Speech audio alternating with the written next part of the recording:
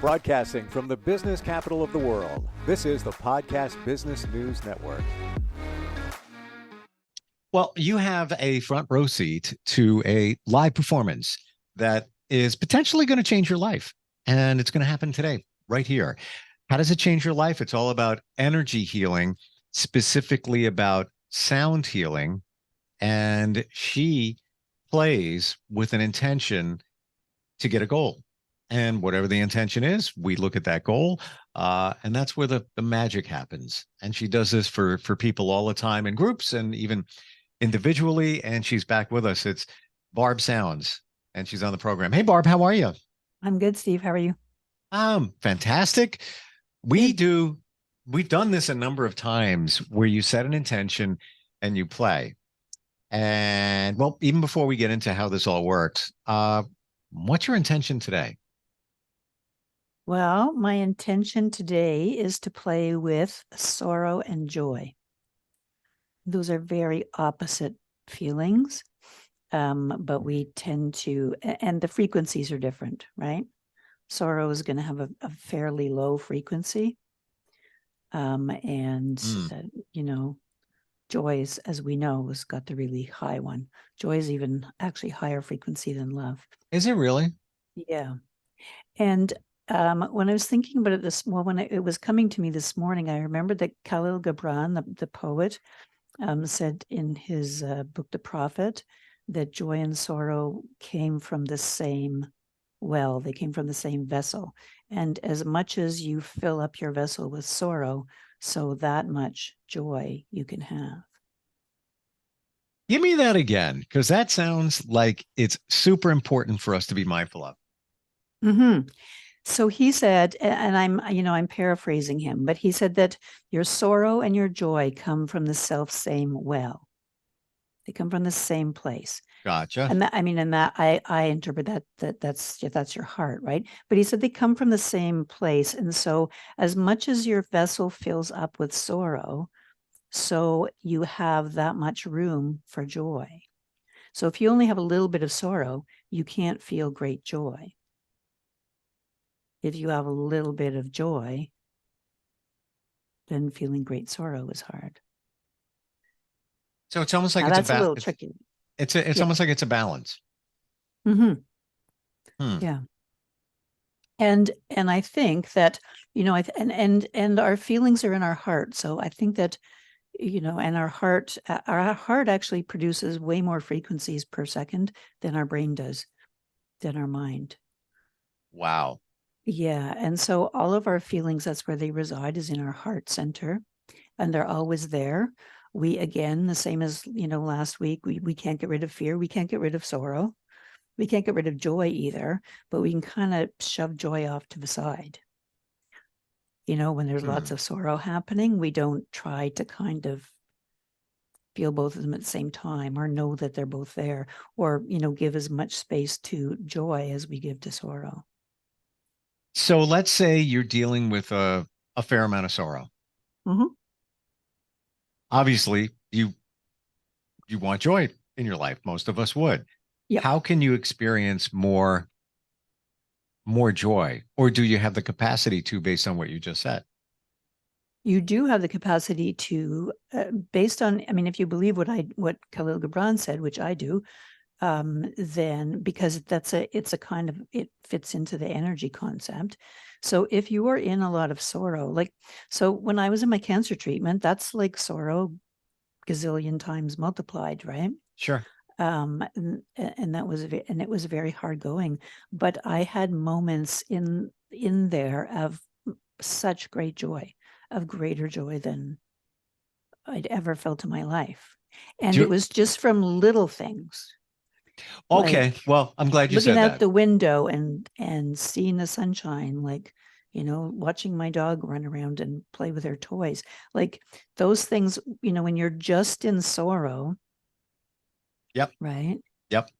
If you stay aware, right, and if you've practiced feeling joy, I think that we actually, we don't have a lot of joy in our world and in our society, right? And so it doesn't even matter what kind of family you grow up in. We're surrounded by all the other stuff, fear and anger, but sorrow was a big one. Like who doesn't feel sorrow for the world, for other people, Sure. So we just kind of fall into that, like sorrow's the big thing and it's just all encompassing. And we forget that as much as we can feel sorrow, we can also feel joy. And it doesn't take as much. We need big bad things to make us feel sorrowful sometimes. But I mean, if you're in your heart and you're feeling a lot, you can feel sorrow for little things, like you can see a little dead birdie that fell out of a nest, that happens in my driveway sometimes. And then I feel like a little bit of sorrow for that little bird, but it's not a huge encompassing thing. But the same thing, I saw a cardinal on the top of the tree the other day and I was like totally delighted. Like I felt so joyful. And that wouldn't have happened to me in my life before cancer. It's almost what I'm getting here from you is the comparison of one to another and the perspective. So you're going through a very sorrow-filled time, a lot of Mm, negativity, and then you yeah. see something that's positive. But that little thing that's positive is now massively amplified because of the state that you're in, you know. Yeah. And Yeah. if you were experiencing a lot of joy, you might not miss those little joyful things pop up because you're already there. Not a bad thing, maybe not a good thing. I don't know. Yeah. Um, I've heard this term used before, and I think it's a viral thing now. Glimmer, and we've often heard Right. glimmer of hope, but they call them Mm-hmm. glimmers. Well, Yep. I had a little glimmer today, and what is that? I saw a bird, made me happy. That's a glimmer. It's just a Mm-hmm. life is this. Sometimes life is this, but you're floating here. Bing, get one positive thing. Bing, another one popped up. I think it's also partly I really like that term. I've seen it glimmer, and I'm so glad that whoever thought of it. But I think it's also a difference between how our mind thinks and how our heart feels. Right. So Hmm. if you're not spending very much time in your heart feeling things, because lots of times that's not that fun, you know, then when you see something, you don't really see something good or bad, something sorrowful, something joyful, you don't have a whole lot of, connection with your heart. I mean, joy and sorrow are in your heart, but you're not connected to them. So we get Right. disconnected. It's not that we don't have it, but I think it is also true that exponentially, however much you can feel sorrow, then so too you start to be able to feel joy, because sorrow opens your heart, right? Wide open, and you can't get it closed again if you're in big trauma like cancer treatment. You're stuck with it for like quite a while, Yeah. but it keeps your heart expanded, and then you can take advantage of those little bits of joy, which then you can kind of feel much larger. I'm curious what today's going to sound like and what we're going to Me feel. too. Um, Me too. yeah. So we're playing for sorrow and joy at the Yes. same time. Yes. Yeah. Well, let's do it. And because I never want to Okay. run out of time, so we can talk afterwards. All right. I'm going to turn my sound on and switch to my studio view. There we go. And that is your studio. You're making your way over Okay. there. So, for everyone listening now and everyone listening in future, um, in the future, let's just take 3 deep breaths before we start in and out. And with the first breath, when you breathe out, start to feel your body relaxing, all tension and stress in your body relaxing. And with the second breath, feel all of your thoughts just kind of floating away. And with the third breath, feel your feelings just kind of gently falling away. And now when you close your eyes, you'll see in front of you a beautiful golden door, a white gold door, and that is the door to your heart center. So reach out now and open that door and enter your own heart center. It's a big, beautiful room. And one of the first things you meet, oftentimes in your heart center, is sorrow. Sorrow is big, and sorrow is trying to take up all of the room. And sorrow is a part of your heart center, but not everything. And over on the other side of the room, looking out the window, sitting quietly, is joy. Joy is always there, even though you mostly see sorrow. Joy doesn't really care if you see it or not, but if you go over to the window and sit down with joy, then you'll have joy and sorrow in your heart center.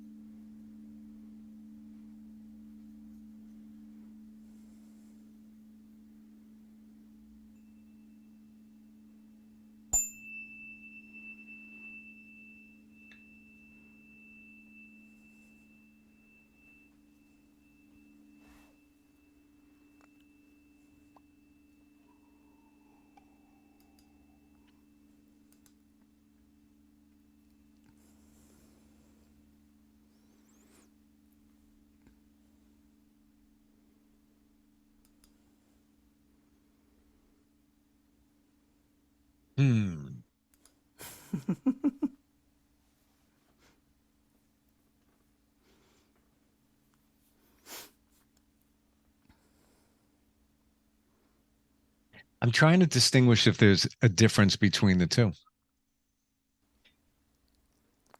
in terms of you playing and applying it to sorrow and joy. Mm-hmm. Um, And what do you mean difference between the two? oh, got to flip your mic on.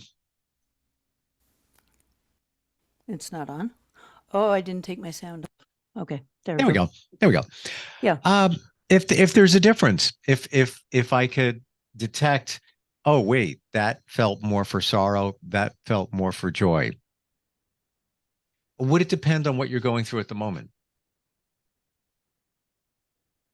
For sure. Yeah. Yeah.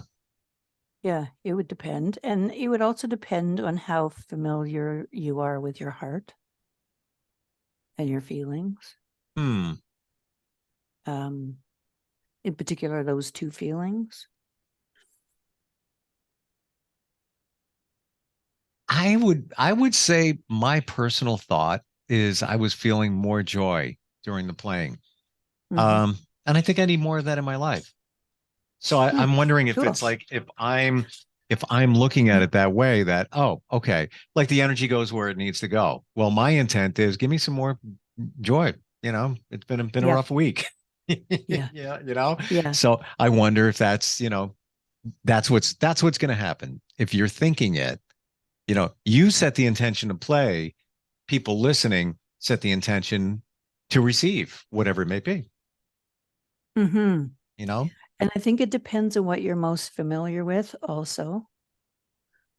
So I think the sounds of the gongs, it wasn't like it's not linear. So it wasn't like any one gong was playing, you know, sounds of joy Mm-hmm. and another gong was playing sounds of sorrow. Sure. So it's what you hear in those sounds, right? Right. Right. So, if somebody's stuck in sorrow, it's still healing because even if they're hearing it more as sorrowful, then that's helping them to process, right? That's helping them just to feel what it is that they have to feel in their life at that point in time. Mm.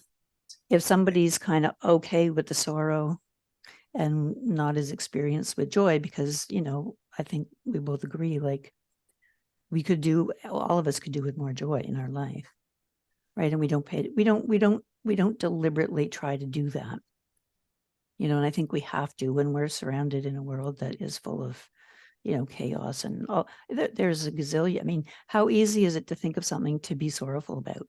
Boom. Like, just look around at what's happening in the world. Mm-hmm. Just look Well, around your neighborhood, right? But how easy is it to think of something that makes you feel joy? That's harder. for sure. And because I truly believe that we're bred to be negative. From the Yeah. moment you're a baby, um, you you walk up to the dining room table. You're 2 years old to finally learn how to walk. I go up to the table, I reach for the salt shaker. Mom or dad says, "Mom, no, no, put that back." No, no, no, no, no, no, no, no. Well, that's kind of negative. You're just trying to explore and look. Yeah. And nothing against parents. I did the same thing because you don't want to clean up all the salt. You don't want the baby getting the salt in its eyes, whatever. But Yeah. it's a negative, and there's a lot of negative in our upbringing, just the way it is. Yeah. And then we gravitate toward that. But I do want people to know that, it's not like what you just played, not to expect happy songs here and sorrow songs here. That's not the intent. No, it's all, yeah, and it's not like, it's not like you can listen to someone playing the piano and saying, oh, they just played a G chord, Right. like it's not. So everybody's going to feel differently when they hear it. But I think one of the things that the gongs were teaching in that particular in this particular playing today, for me anyway, is that it's that joy and sorrow are in that room, like in that room of your heart. Joy and sorrow are in there together, and neither one of them's going away. So you get to choose, like when you go through the door into your heart, you get to choose, right? And you don't have to choose one over the other either. Like, I had this image when I woke up this morning of walking into the room of my heart and reaching out and taking the hand of sorrow in one hand and taking the hand of joy in the other. Hmm. And then you just have both of them. Right. And sometimes you can look at this one and sometimes you can look at that one. And sometimes you can feel both of them at the same time. Fair enough. Fair enough. But I guess we need to look at it this way. You can't feel one without the other. Like, for example, Yeah. if you've never felt sorrow, Yeah. you'd never feel joy. And that's what Khalil Gibran was, I think, trying to say, right? So if you pay attention to what you're feeling, if you're feeling a lot of, and I think conversely too, if you feel a lot of joy, then that allows you to feel a lot of sorrow when something happens. It's not Well, just it's not just like it's not a good and bad thing, right? It's just it's a more of a high frequency, low frequency. yeah. And it's like we said before, I really think the energy goes where it needs to go. So if Yeah. you're, and it's all about the intent. If you're intending to receive, I mean, who wants to receive sorrow? Um, but maybe hearing something there, the vibration made you think of something, and maybe you're having a great day, and then you thought of something, that maybe was a little down in vibration. So you might be thinking about somebody or something like that. Maybe, whatever. The energy gets in and you do with it whatever you need to do with it. You Mm-hmm. say you set the intention. I do believe we set the intention to receive it. If somebody is Yeah. not open to receiving it, let's say, yeah, what's going on? I can't focus. Somebody's listening right now and they've got 5 different screens open. And they're like, well, that's really cool. That's interesting over there. Barb is playing something. All right, you're not setting the intention to receive the energy as you're playing it. You have to be focused on Well, it. you get much more out of it Sure. if you're just listening to that and you're not distracted. But our mind distracts us all the time. So it's very hard to go, it's very hard to go into your heart center and feel like a deep emotion, Yeah. like a deep feeling, such as either joy or sorrow, because your mind is getting in the way. Your mind's like, we don't have time for this, right? Yeah. I got those 5 things over there and I got 10 more over there and something crappy just happened to me and I'm waiting for the joy part. So like what's going on? Like that's what your mind does. Yeah. And you just have to it's just better to, close your eyes and listen without any kind of preconceived notion because we don't decide where the energy is going to go. Well, I'm gratified knowing that and joyful knowing that more and more people are picking up on this thing called sound healing. Mm-hmm. Every week I talk to more people that it's on their radar. They've heard of it. Maybe they're wondering about it. Maybe they know exactly what it is, but they're more open to learning about it. And I think that's really cool. Yeah, me too. Me Yeah. too. We cannot have we cannot have too many sound healers in the world right now. Yeah. You know, And for the anybody more who the think better. if you think this is just there's that thing called music. And when you hear certain music, you feel a certain way, right? Well, Mm-hmm. it's not just because you like it, it's because it does something to you energetically. You might not be aware of it, but it is. Maybe the lyrics do. Maybe the way the singer sang the lyrics. Maybe it was the energy that the singer put into Mm-hmm. the way they're singing because Yeah. the energy knows no time and space and can be transferred that way. It's all there. So, Mm-hmm. I mean, there's your example. Go listen to a song and what do you feel from it? You'll Yeah, feel though I think something. we get patterns from songs. Like if our song, when for us, I think songs get attached to what's happening in your life at the time when you're hearing that song. Sure. You know how you can hear a song from like 20 years ago and you're like right back where you were Hmm. 20 years ago. And I think the sounds in energy healing and sound healing are different. So you could listen to me playing when I play today, tomorrow, and you'll feel differently. 100%. It won't Because take you it's back to the same place. You'll feel differently because again, those sounds are going, hmm where they're supposed to be. So I'm playing for certain intention that augments the ability of the sounds and the energy to go where somebody needs it, if that's what they need. But somebody could be listening to that sound bath, and it doesn't even really matter that my intention was, to play for joy and sorrow, because the energy and the sounds of the gongs could very well just go to, healing the physical pain in their back.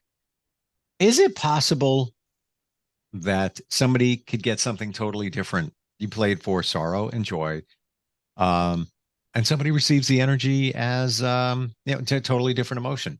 Yeah. Wow. Yeah, or something, or it's something physical in their body, right?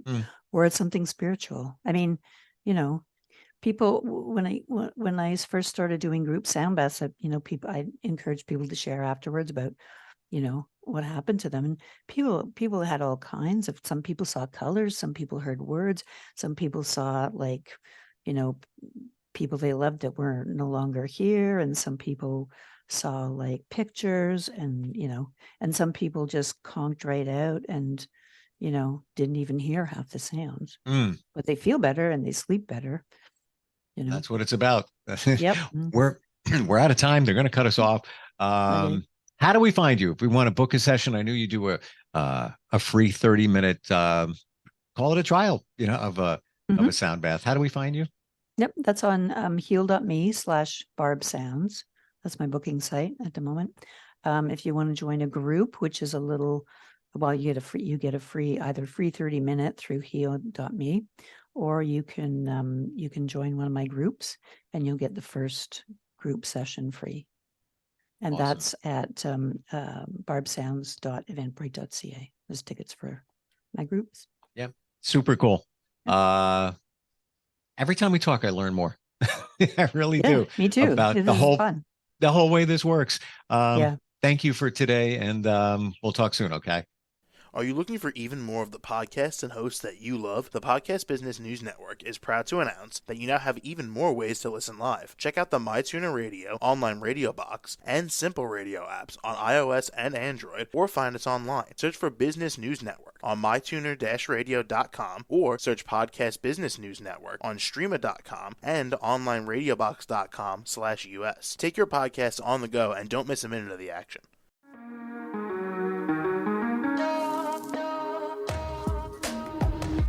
Broadcasting from the business capital of the world, this is the Podcast Business News Network. For nearly 2,000 severely injured veterans, everyday life has become filled with barriers. Day-to-day simple tasks can become pretty daunting. I have to carry my chair up 2 flights of steps or have somebody do it for me. What scares me the most is just the falling. When I'm struggling with my house, I think, to have that one great barrier just knocked down, it's crucial. Home for Our Troops is a wonderful nonprofit that builds a mortgage-free, fully adaptive, handicap-accessible house. And there's no catch. It'll be our very first home that we've ever owned. This is a game changer. This is where your life begins again. We need you to join us in completing this important mission. Please visit hfotusa.org and help build homes and rebuild lives. Because of you, everything's going to be okay.